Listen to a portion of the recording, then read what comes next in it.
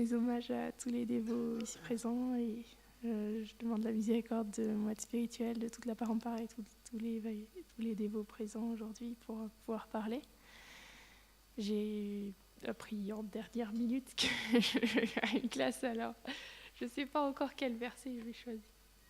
Ouais. Laissez Krishna choisir pour moi.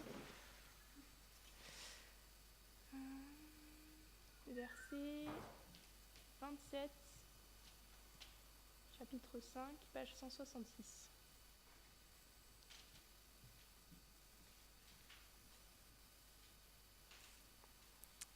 C'est conversation entre Vyasa et Narada.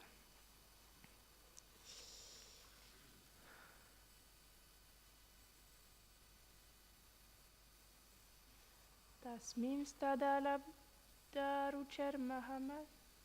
Tasmim. Ah, on l'a déjà fait ou non? Ok, je suis désolée.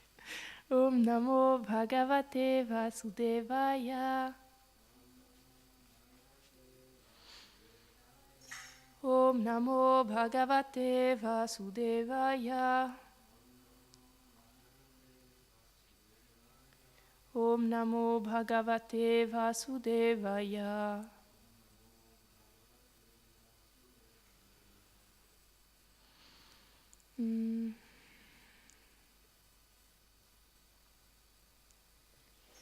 Tasmim stadalabdarucher mahamate. Tasmim stadalabdarucher mahamate.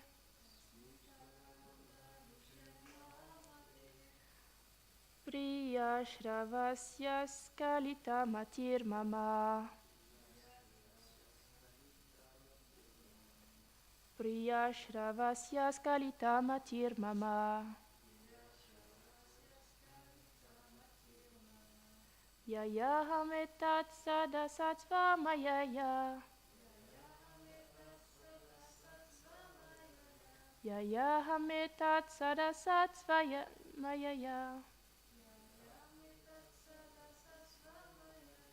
Pashye mai brahmani kalpitam pare. Pashye mai brahmani kalpitam pare. Tasmim stadalabdarucher mahamate. Priya shravasya skalita matir mama. Yaya hametat sada satsva mayaya. Pashye mai brahmani kalpitam pare.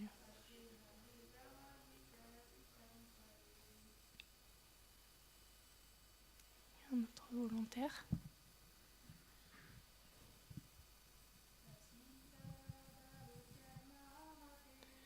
Tasmim stadalabdarucher mahamate. Priya shravasya skalita matir mama. Yaya hametat sada satsva mayaya. Pashye mai brahmani kalpitam pare.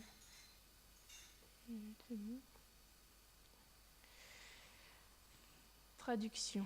Ô toi le plus béni, étant ainsi entraîné dans un amour extatique pour le Seigneur, mon mental devint fermement établi en lui. Par cette dévotion inébranlable, je vins à réaliser que lorsqu'elle transcenda les limites du temps et de l'espace, mon existence devint complètement pure, et que c'était seulement à cause de l'ignorance et que les corps grossiers et subtils étaient faussement attribués à ma réelle personne. Commentaire. Shrila Vishwanath Chakravarti Thakur cite Narada. Ayant développé un goût extraordinaire pour l'écoute des gloires du Seigneur, mon intelligence s'est fermement fixée sur lui. Puis j'ai pu voir les corps grossiers et subtils qui me recouvraient par l'influence de l'énergie matérielle du Seigneur, comme étant établis en Krishna. Le corps grossier s'est fixé en lui à travers différents services, comme le fait de lui offrir des hommages, lui porter de l'eau, etc. Le corps subtil s'est établi en Krishna par le fait de goûter ses qualités et sa forme à travers les sens tels que les oreilles, les yeux, le mental et l'intelligence. Précédemment, mes sens et mon mental n'étaient pas fixés sur le Seigneur, même en faisant beaucoup d'efforts. Ce n'est plus le cas maintenant. Avec le développement des prémices de l'amour pour Krishna, Rati, mon mental et mes sens ont abandonné la pratique de se fixer eux-mêmes sur les objets des sens matériels, auxquels ils ont été accoutumés pendant longtemps. Maintenant, ils sont seulement fixés sur le Seigneur. Par conséquent, le mot pachier, je vois, signifie ici expérience directe du Seigneur. Je vais relire le verset. Ô toi le plus béni, étant ainsi entraîné dans un amour extatique pour le Seigneur, mon mental devint fermement établi en lui par cette dévotion inébranlable. Je vins à réaliser que lorsqu'elle transcenda les limites du temps et de l'espace, mon existence devint complètement pure et que c'était seulement à cause de l'ignorance que les corps grossiers et subtils étaient faussement attribués à ma réelle personne. Donc, je crois qu'on avait lu ce verset il n'y a pas très très longtemps. Ça va rien. On peut toujours lire le même verset tous les jours. Hein. Il y aura toujours des nouvelles choses à dire normalement.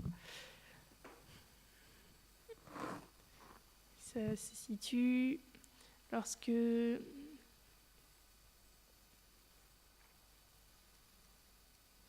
Vyasadeva, il est, comme on l'a dit aussi il n'y a pas longtemps, lorsque Vyasadeva a écrit tous les Puranas, et Narada est venu le voir en lui disant que finalement il avait égaré les êtres, comme Gaurananda en parlait il n'y a pas très longtemps.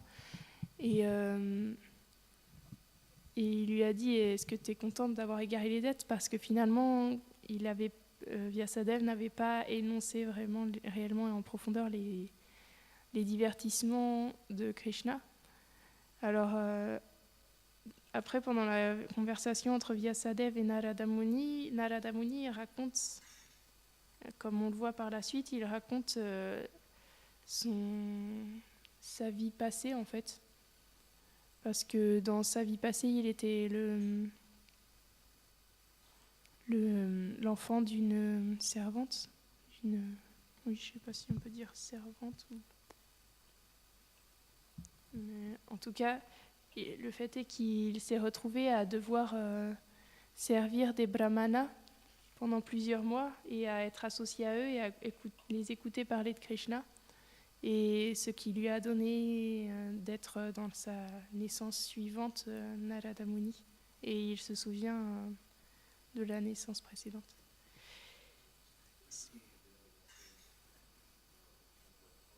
Ouais. On voit dans le verset 29-30. Tasya isvame nurak tasya prashri tasya hetai nasya Shradadhanasya balasya dantasya nucharasya cha Gyanam guyatatmam yatat sakshat bhagavatoditam anvat vucham gamshiyanta kripayadina vatsala. Même si j'étais un petit garçon, ces sages trouvèrent en moi un récipient convenable de leur miséricorde, car j'étais aimant, humble, sans péché, attractif, maître de moi et obéissant. Sur le point de partir de cet ermitage, à la fin de leur vœu des 4 mois, ils furent assez bienveillants pour me conférer le plus confidentiel des savoirs transcendantaux concernant le Seigneur Krishna, car ils étaient très compassionnés envers les pauvres âmes comme moi. Le principe de la compassion, de la miséricorde des dévots, c'est qu'elle n'a aucune cause. Simplement, il trouvait en Narada Muni un récipient approprié. Il voyait qu'il était approprié à recevoir la connaissance sur Krishna et du coup, ils lui ont donné leur miséricorde. Mais il n'y a pas de cause, il n'y a pas de... C'est pas comme le karma où chaque action entraîne une réaction et on reçoit seulement ce qu'on mérite et que ce soit les bonnes réactions ou les mauvaises réactions. Là, c'est vraiment sans cause. Donc, si un Vaishnav il a de la compassion pour un être, peu importe ce qu'il a fait, peu importe qui il est, peu importe la conscience qu'il a, il va recevoir sa miséricorde. c'est obligé. C'est comme quand on chante dans la rue, en fait, par exemple, peu importe quelles sont les personnes qui passent et qui entendent, même si elles écoutent sans vraiment écouter et qu'elles passent vite fait comme ça, la miséricorde, elle est là. Et vu qu'on est mis en pouvoir parce qu'on suit les instructions de notre maître spirituel, qui lui-même suit les instructions des précédents acharyas pour propager la conscience de Krishna, il y a une certaine... même si, enfin je parle pour moi, même si les personnes qui chantent ne sont pas forcément qualifiées, il y a une miséricorde qui passe à travers le chant du Sankirtan et qui fait que tous les êtres qui entendent ça, ils ont un acquis immédiatement, qui fait que dans leur vie suivante, ils pourront commencer à développer, à entrer dans le service de dévotion. Je crois que c'est Prabhupada qui avait dit que lorsqu'il chantait le Sankirtan dans les rues comme ça, c'est pas les dévots qui avaient une certaine... la puissance, c'est simplement parce qu'il suivait les instructions de Prabhupada qu'il y avait une puissance dans le kirtan, en fait. Et donc, du coup, c'est vraiment la miséricorde des dévots. On voit même, elle passe même à travers tous les services qu'il donne à tout le monde. C'est comme, je sais pas, comme quelque chose qui se propage un peu, comme un virus. Et on vient des porteurs de ce virus et en fait, on le communique aux autres. Même s'il n'est pas totalement développé en nous, et ben, c'est comme ça se propage. Et c'est comme ça que c'est possible parce qu'on entend souvent que bientôt il y aura des temples, je ne sais plus c'est quoi exactement ce qui se dit, mais c'est dans chaque village qu'il y aura un temple dans chaque village. Ah oui, donc ouais. Il est dit que bientôt dans chaque village on entendra chanter les noms de Krishna, donc on pourrait se dire mais comment c'est possible, il y a tellement de personnes qui sont antagonistes ou qui pas réceptives du tout, qui semblent vraiment fermées à ça, mais pourtant c'est possible parce que justement c'est grâce à la miséricorde des dévots et c'est comme comme un virus qui se propage et qu'on ne peut pas arrêter. Et et donc, et ce virus qui a été à l'origine que Chaitanya Mahaprabhu est venu pour transmettre et qui peu à peu qui est descendu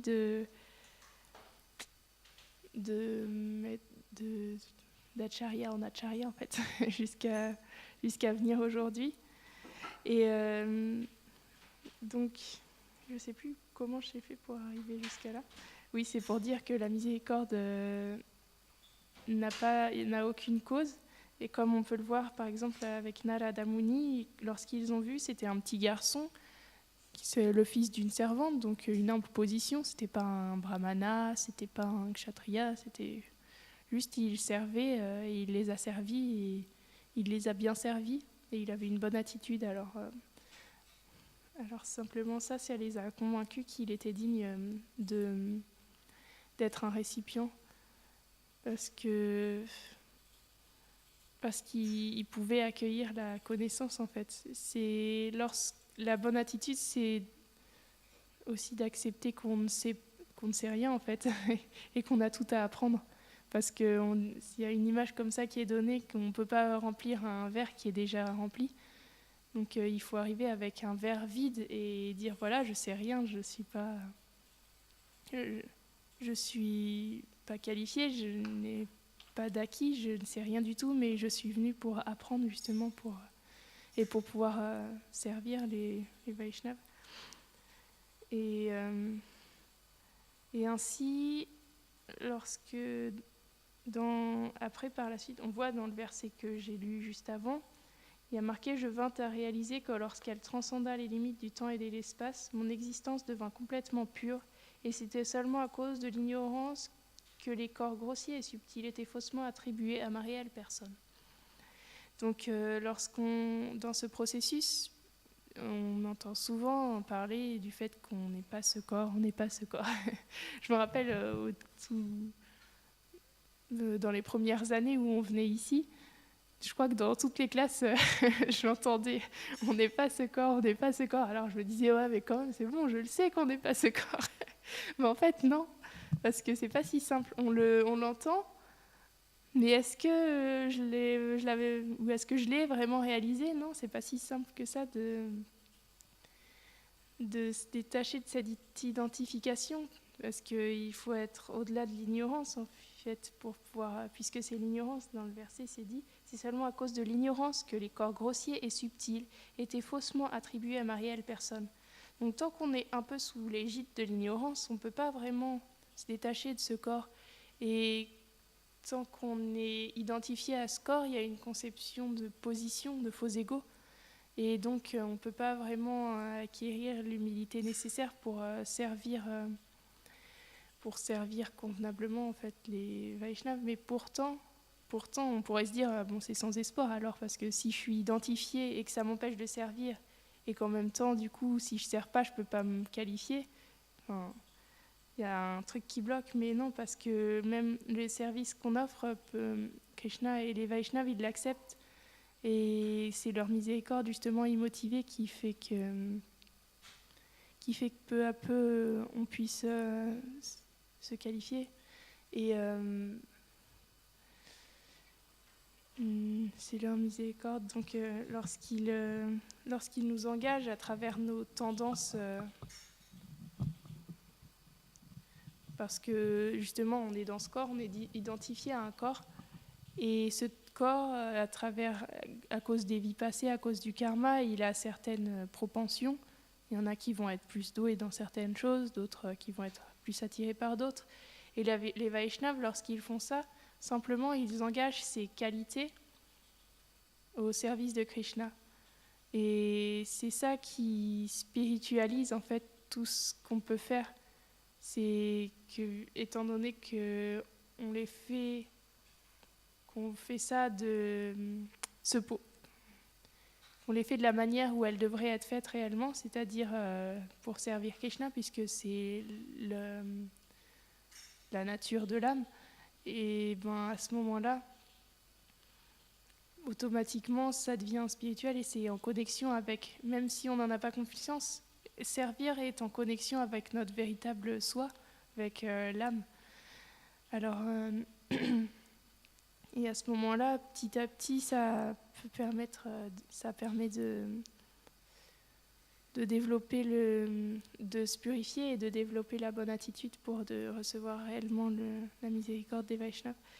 Et donc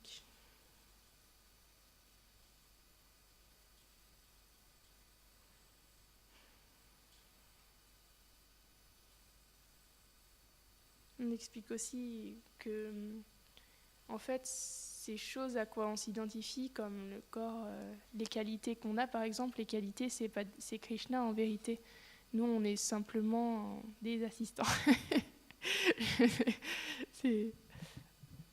On l'entend souvent ces derniers temps. On est simplement des assistants et on est simplement là pour assister du coup et permettre à ces qualités d'être employées au service de Krishna. Et c'est pas différent de notre nature éternelle. C'est juste, comme je le disais aussi, je retourne toujours au même point, mais en fait, c'est simplement une question de conscience, juste d'agir en sachant que ces qualités ne nous appartiennent pas et que simplement on les assiste, au lieu de tout prendre pour nous, comme on a tendance à le faire, et d'exploiter, de prendre plaisir à travers ces qualités. Parce que finalement, quand on prend plaisir à travers ces qualités, même si on peut avoir une sorte de bonheur sur le coup, ça engendre que de la souffrance, puisqu'il y a le karma derrière. Et lorsqu'on vole, ce qui n'est pas à nous, automatiquement, on est puni d'une manière ou d'une autre. Et ces qualités, elles ne nous appartiennent pas, elles appartiennent à Krishna. Donc c'est comme, on voit par exemple qu'il y a, on va dire, un artiste qui a fait une œuvre et qui se la fait voler par quelqu'un d'autre, un jour ou l'autre. Et si cette personne dit alors moi c'est moi qui ai fait, voilà, regardez comment je suis trop douée. Et ben un jour ou l'autre la mascarade elle est découverte et ce jour-là c'est celui qui a volé l'œuvre qui s'en prend plein la tête. Ben nous c'est pareil, on vole les œuvres de Krishna, on vole tout ce qu'il fait. Alors du coup c'est important de retrouver cette conscience du fait qu'on n'est pas les auteurs de tout ça, on est simplement des assistants et à ce moment-là, véritablement, on pourra devenir humble et recevoir la miséricorde des Vaishnavas. Donc, si vous avez des petites choses à ajouter, je sais pas.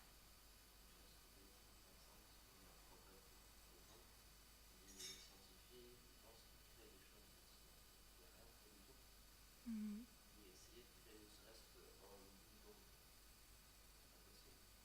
Ouais.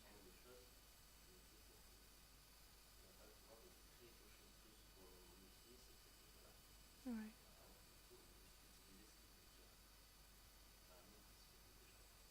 Mm. Ouais, Gorananda, il a porté un point intéressant que Prabhupada il disait que, par exemple, les scientifiques dans ce monde, ils disent qu'ils créent des choses.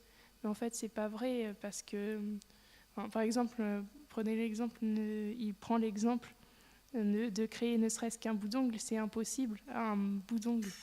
Alors, à partir de rien du tout, c'est impossible. On prend des cellules qui existent déjà pour en créer d'autres, mais en fait, on prend quelque chose qui existe déjà, donc on est incapable de créer quoi que ce soit à partir de rien dans ce monde.